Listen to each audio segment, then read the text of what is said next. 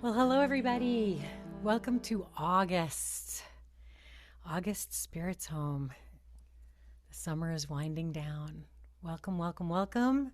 We're going to open up today with some Karen Drucker.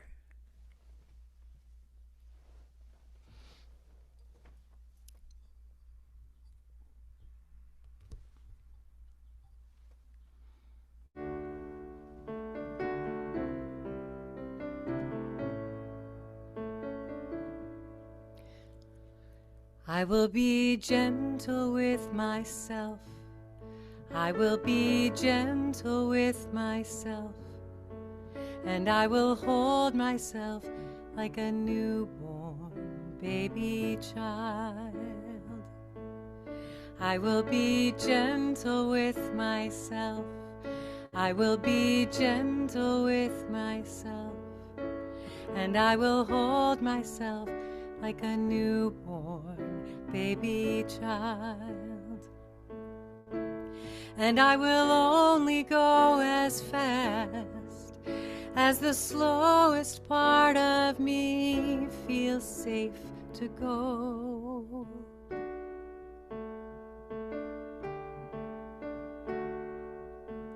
And I will only go as fast as the slowest part of me feels safe to go.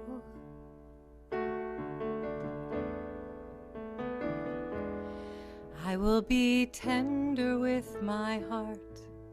I will be tender with my heart. And I will hold my heart like a newborn baby child. I will be tender with my heart. I will be tender with my heart. And I will hold my heart like a newborn baby child. And I will only go as fast as the slowest part of me feels safe to go.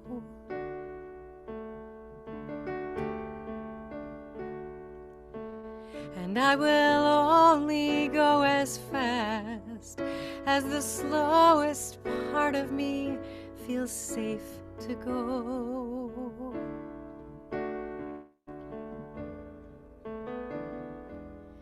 I will be gentle with myself. I will be gentle with myself. And I will hold myself like a newborn baby child. I will be gentle with myself. I will be gentle with myself. And I will hold myself like a newborn baby child.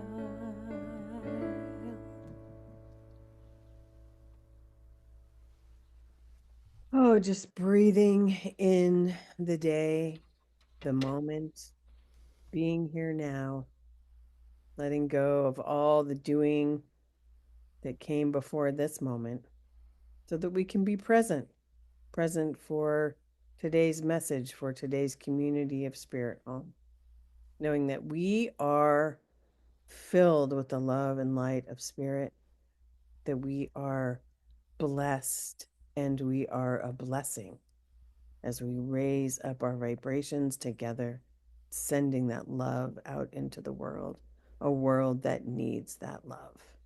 Yes, Mm, yes. so grateful. I just let this be. Amen. Ashe. Amen. Ashe.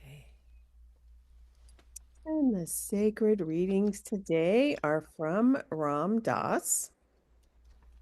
Ask yourself, where am I? Answer, here. Ask yourself, what time is it? Answer, now. Say it until you can hear it. The art of life is to stay wide open and be vulnerable, yet at the same time to sit with the mystery and the awe and with the unbearable pain, to just be with all of it. And finally, the next message you need is always right where you are. Thank you, Reverend Ann. That book was just gifted to me by a nun at my college. She said, "I think you need this book," and she was right. So my mom had a friend named Violet. She was a very funny writer and a delightful person. And she once shared a story about how one day she was standing in her kitchen when she felt the overwhelming sense of a deep philosophical question. She asked herself, "What am I here for?" She then went on to explain that she walked into the living room and asked herself the same question, and then the bedroom, and you get her point. This was Violet sharing both a philosophical and a hilarious observation. What am I here for? I'm guessing that we've all had moments in our life that left us pondering the question, what do I do now? Sometimes these are tricky, difficult, or painful moments. Sometimes these are moments of transcendent beauty and love and gratitude. In each one of these, we can find ourselves thinking the same thing. What do I do? Which is both weird and fascinating and all at the same time, and I'm going to explain what I mean. On what any one of us might call a really bad day, we don't often jump directly to gratitude, right? And then on a truly stellar day, we tend not to be so cranky because by being cranky, we could potentially ruin it. However, what recently came to me was this concept of how the phrase, "What do I do now?" could actually be used as more of an invitation and less of a declaration of hopelessness. Stay with me. There's this great Chinese parable about a farmer. Long ago, there was a widowed Chinese farmer. The farmer and his son, his only son, labored through the cold winds of winter and scorching rays of summer with their last remaining horse.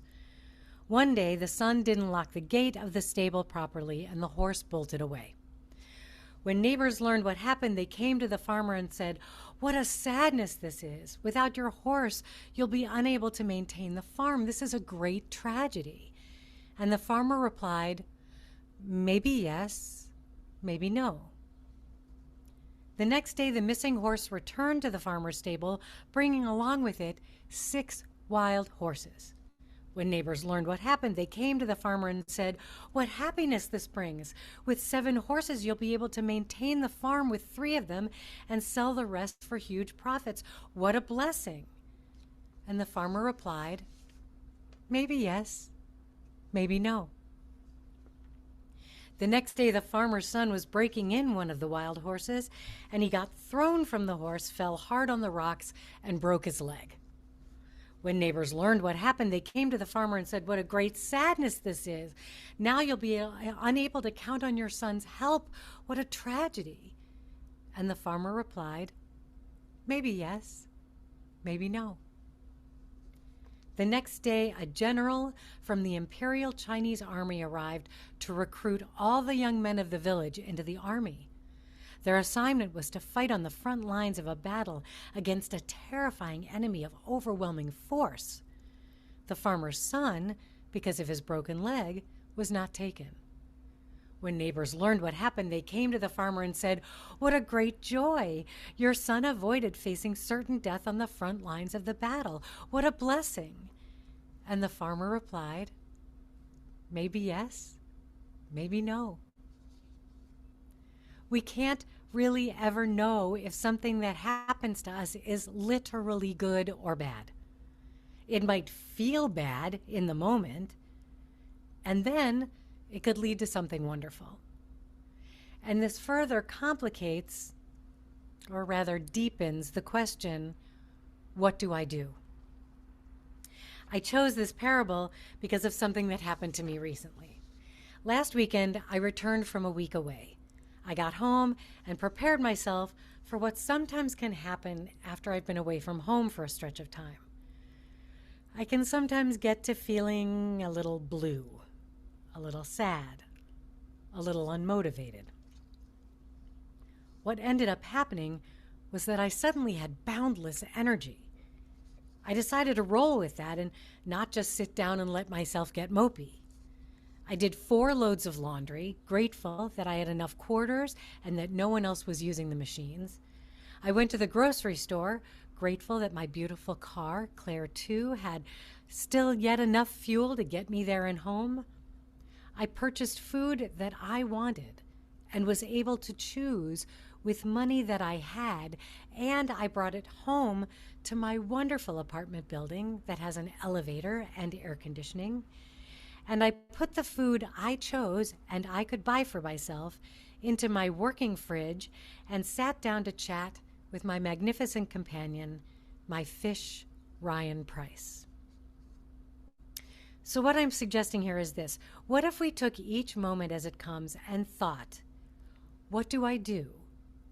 In a way that is less as a helpless victim of our circumstances and more as a call for action or non-action.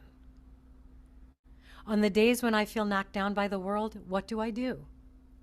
I stay in bed a little longer, grateful that I can do that.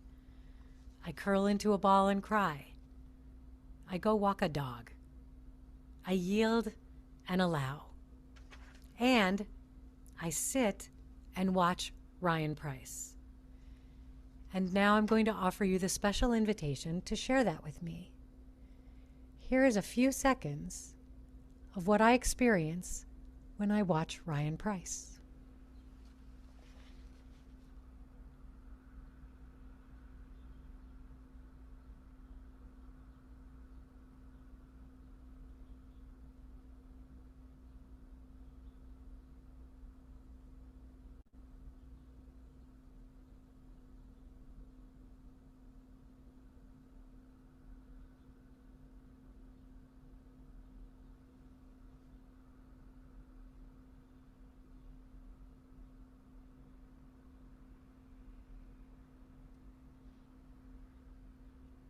He knew I was watching him, and he loves when I watch him. He's so relaxing, and he makes me smile. So now here's the thing. On the days when I'm overwhelmed with gratitude, what do? I might actually still do some of those same things I mentioned. I still might cry a bit. I still might walk a dog. I still definitely hang out with Ryan Price. The only difference is that I will, for certain, on those days, give audible, out loud thanks for the moment I am in and the life that I'm living. The tricky piece of this is then to do the exact same thing during those most challenging moments, the dark times, the painful times, the times when we wonder if we can keep going. Like I said before, at any given moment, we might feel truly awful without ever realizing that if we can sit, yield, and wait, we could be led to a transformative moment. What kind of transformative moment, you might be asking? Well, that leads us to the next thing. Hold on.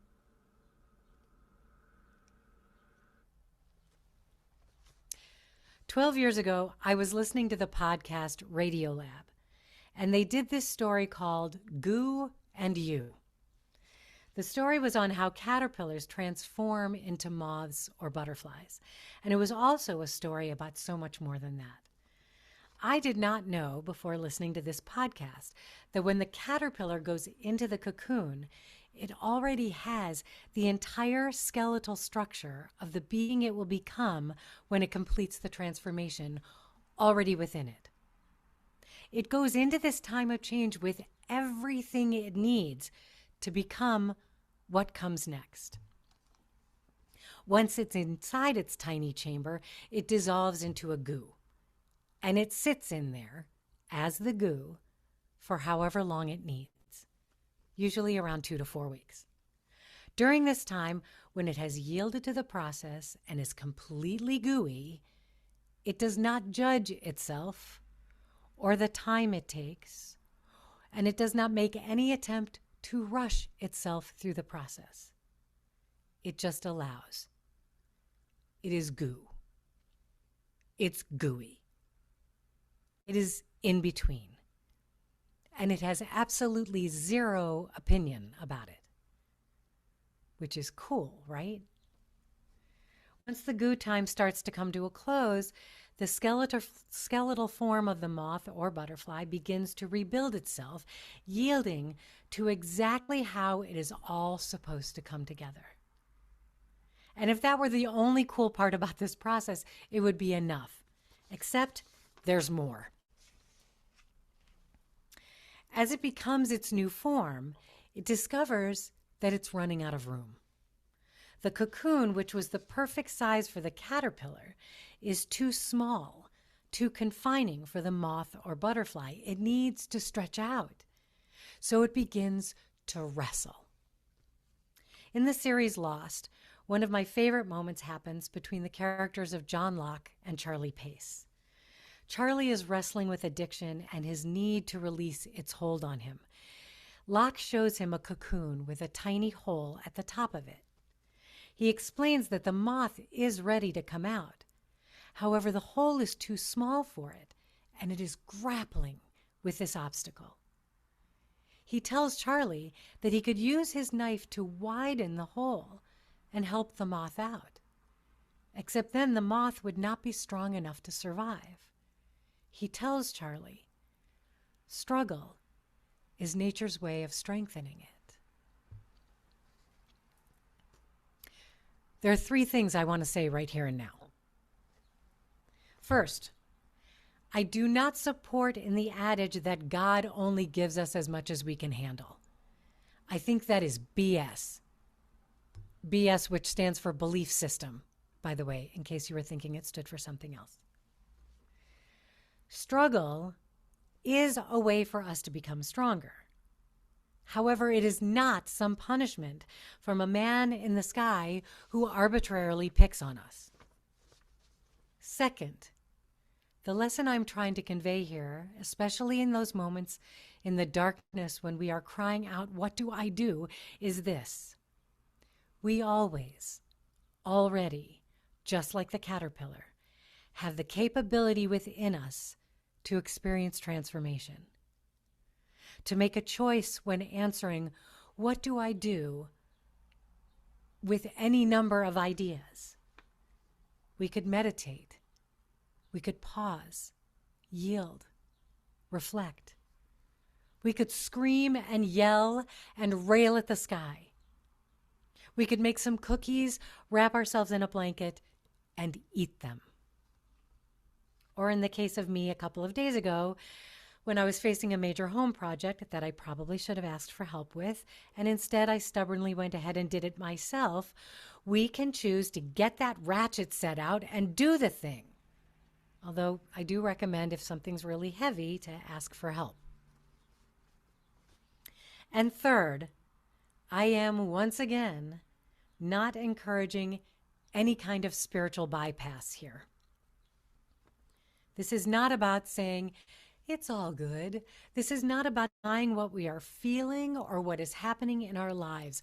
Struggling is very real. Sadness and darkness are very real. I know that you all know that I know this. And please remember that gratitude is very real. Acknowledging whatever good is happening, even if it is just being able to breathe on our own, dress ourselves, and have clean water, which, by the way, are no small things. Acknowledging the good in those things is an excellent and very real choice we can make. To say out loud, what do? I choose to say thank you, right here and right now, for all of it. All of it. Because I know that it will change again. That is what is true. The good times, the hard times, the triumphs, the struggles, what we judge as good and bad, none of it lasts forever. Nothing does. I want to share a quick short story with you. When I was first released from the psych unit in New York City and moved back to Cleveland and was feeling so very fragile and unsure of everything, I had shared with my beloved friend Michael Devin that I was considering becoming a cantor. This is the person who sings the Hebrew prayers at synagogue. The steps I needed to take to get there, though, were ridiculously unachievable at that time in my life. I didn't have any kind of college degree.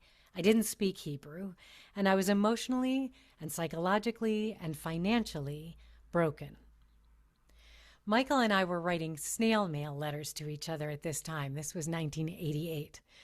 And I wrote to him about how defeated I felt and that this quest of mine seemed completely out of reach. Michael, who was a brilliant and funny musical theater composer whose letters all read like the best scripts anyone could ever want to produce, wrote me this.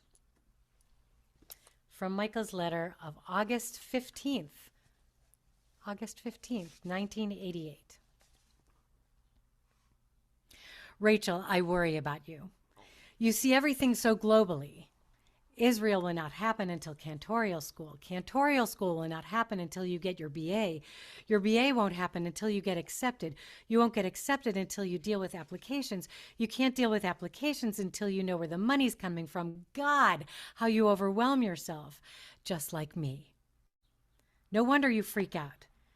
The thing to do is worry about the first step, because once you take it, it could change the whole equation. First step scenario 1. Rachel applies to a college and asks for financial aid, say a state school. She isn't concerned about her major or her grades or any of that, just applying to college and getting financial aid. She's interviewed by a 6-foot blonde, good-looking admissions counselor who really falls for her and asks for a date. They go out for a while and they propose. They are married. Rachel never gets to college. Rachel doesn't care. First step scenario number 2. Rachel goes out to look for a job. She goes to an employment agency who sends her out on several interviews. She ends up working for this concern that makes kitty litter. There she meets this wonderful woman who becomes her best friend. This woman's brother is in the movie business. On a visit to his sister, he meets Rachel and decides she'd be perfect for his next big budget movie, to be made next month in a successful air-conditioned milieu. She joins SAG and 2 weeks later flies to Saint-Tropez. The first step, scenario 3.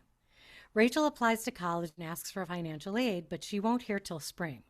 So she decides to try to get a job, hopefully making enough money to be able to live in beautiful downtown Cleveland in an apartment of her own.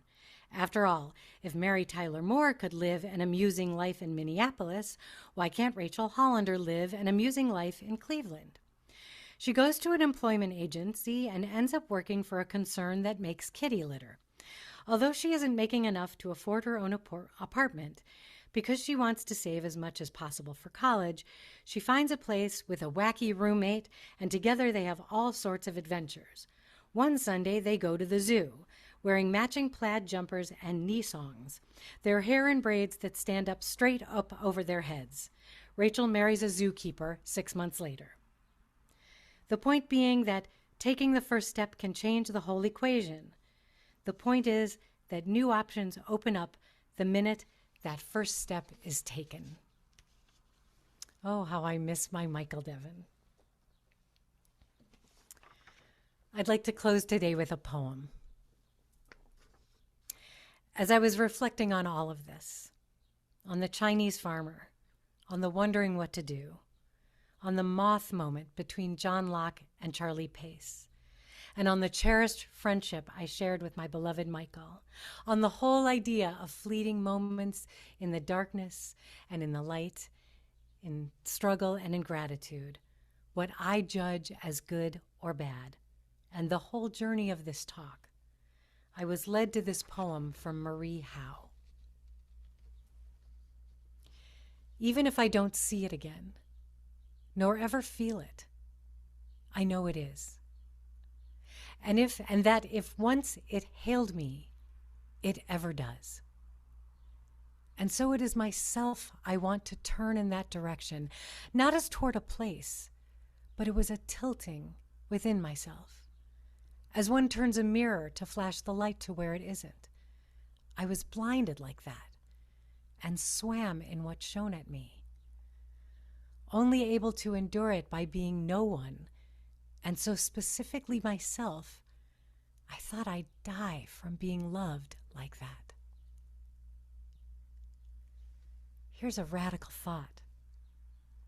Life loves us. Life loves us. If it didn't, why would we be here? Whether we are miserable or radiant, having the best day ever or a day of fumbling and stubbing our toe on the bed frame, whether we sailed through all of the green lights or got stopped at every red light, we can continue to ask ourselves in each of those moments, in each and every moment, what do I do now? I encourage you to answer that question with the open possibility answer of whatever feels best in the next moment. Oh, and thanks for this next moment.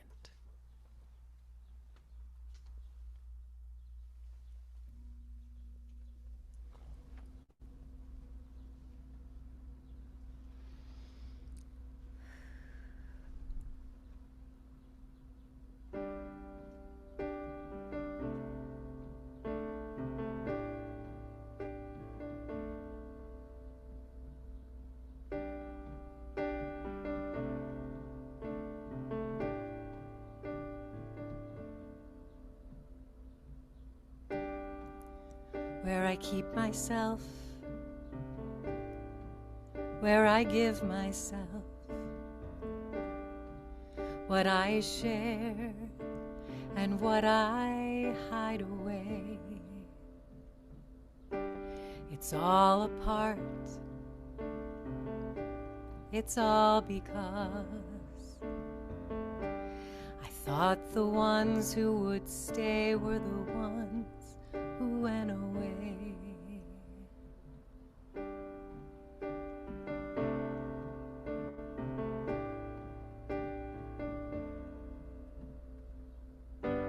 It's just a story, it's all the past, amazing me each day at how the time goes oh so fast. From that window, feeling sure that I can't stay, time traveling back and forth from then to where I'm living now today. The ways that I have kept myself from leaving way too soon. The words I use to convince myself it'll all be okay.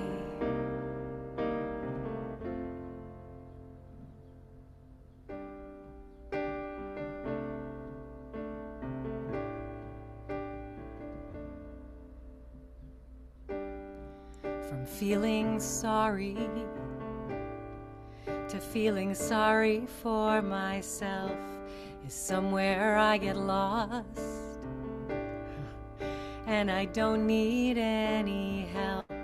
It isn't pity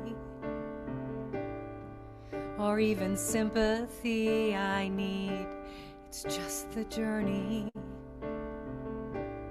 The darkness grows the seed.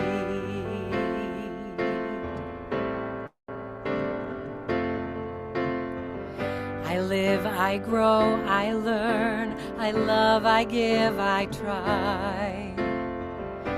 I let each day unfold.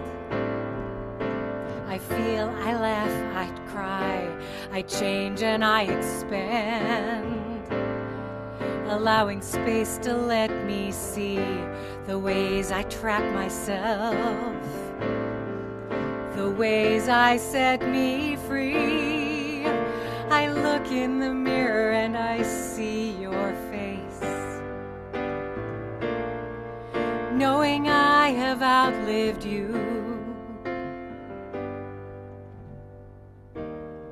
It's strange and it's a miracle.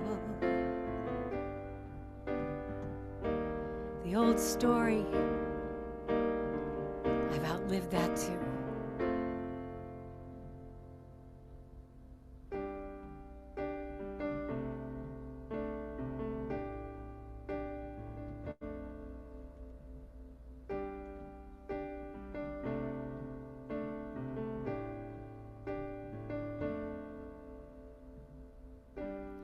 Don't give up.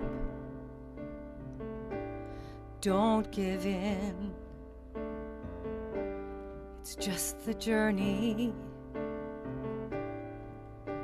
The darkness grows the seed. Don't give up.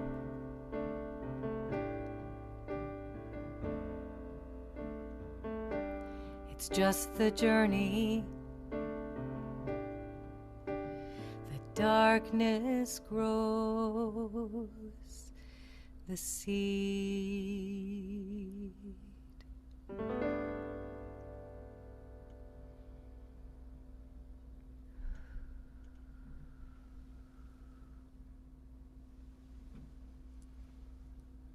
And so we take a moment. This life is a process. A seed goes into the ground and it waits in the dark. Caterpillar goes into the cocoon and it gets gooey in the dark. Sometimes we go into the darkness, and it's okay. It's safe. We're still protected. We're still loved. We're still held. We're still seen and known and beloved. And so we let ourselves be in the darkness. We take the time without judgment, without rushing, without pressure. We take the time to ask, what do I do now? And then we wait. We yield and we wait. We rest and we allow. Right now we find ourselves on occasion in the eye of the hurricane of chaos that is the world around us. I spoke about this in my prayer this morning with Reverend Ann, that I am so grateful to be allowed to be in the eye of the chaos, to have the privilege to be in the eye, and to recognize that it is a responsibility as well as we sit in the eye of the chaos, as we sit in the darkness of the soil, in the cocoon. We have the responsibility to hold the consciousness for ourselves and for all those who are being flung around us. Because at times we have been those who have been the ones being flung. So if we are taking that time in the darkness, in the cocoon, in the eye, if we've been given the space to yield and wait and be quiet in that time, let us hold that space for ourselves and for others. Let us remember how it felt to be held by others when we were being flung. And when we ask ourselves, what do I do now? We listen. We listen. And we don't take action until we hear what to do. And if what we hear is wait longer, then we wait longer. And if you find yourself, anyone here present today or anyone hearing my voice later, if you find yourself feeling frightened or unsure in that darkness, reach out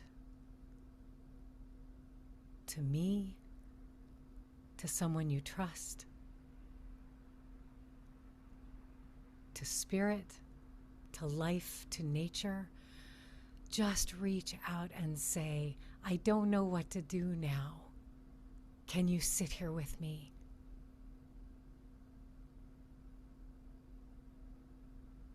We are all walking each other home.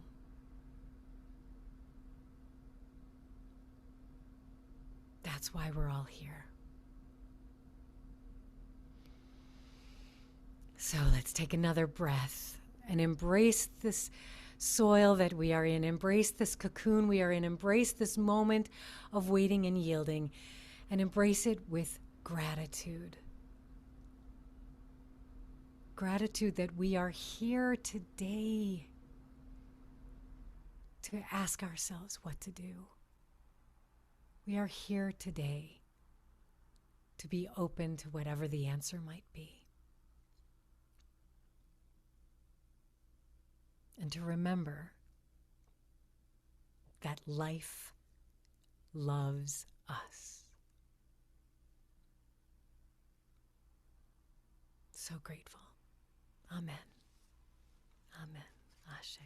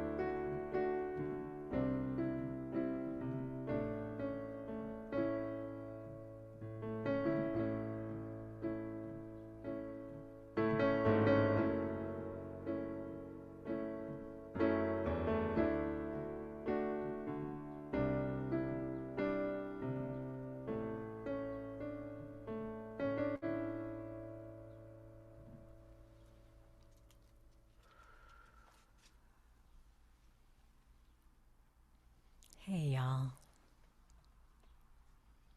So we got some good stuff coming up.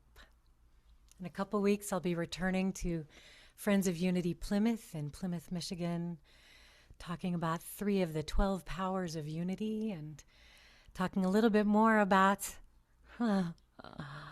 moths and transformation and good stuff.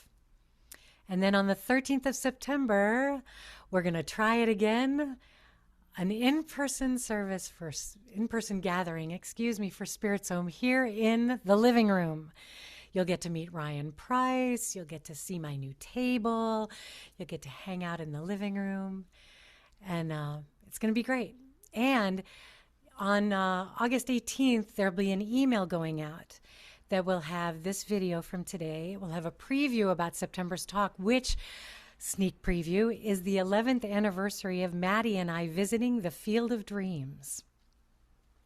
And that email will also include a couple of opportunities to help SpiritsHome. See, every so often I slip, SpiritsHome grow financially as well as expanding our reach.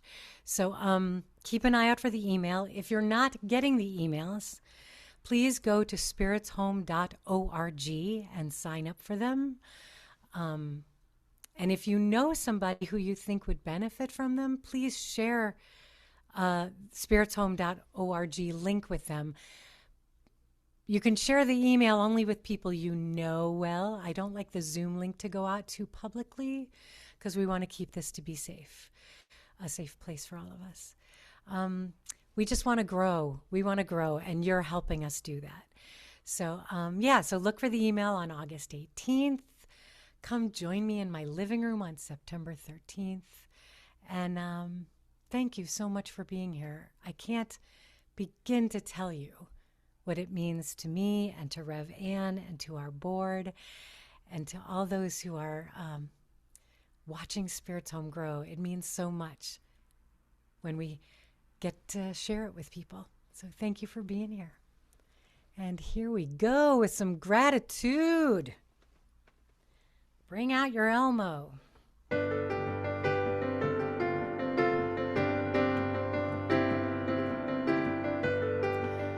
Even on the bad days, always so grateful, and on the good days especially, always so grateful.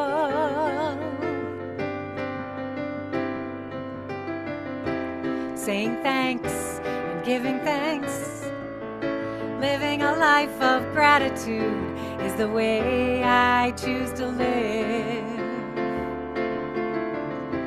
Saying thanks and giving thanks, living a life of gratitude is the way I choose to live. Oops. My life, and I am always so grateful. Sometimes I get too excited. Always so grateful.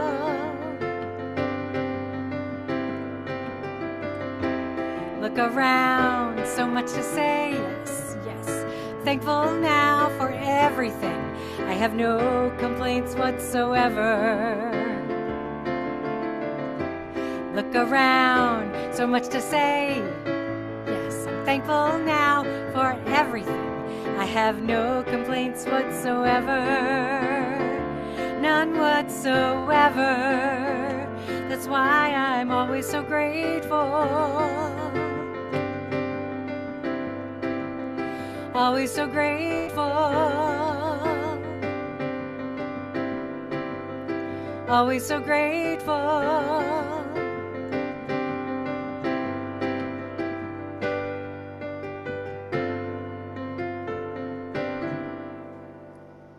Thank you, thank you, thank you. Next month in the living room, second Sunday of September. Watch for your emails. If you'd like to donate, you can use the QR code, or you can just reach out to me at my email, spirithome42@gmail.com. Thank you for being here. So grateful. Thank you, thank you, thank you. I know I'm guided. I know I'm shown.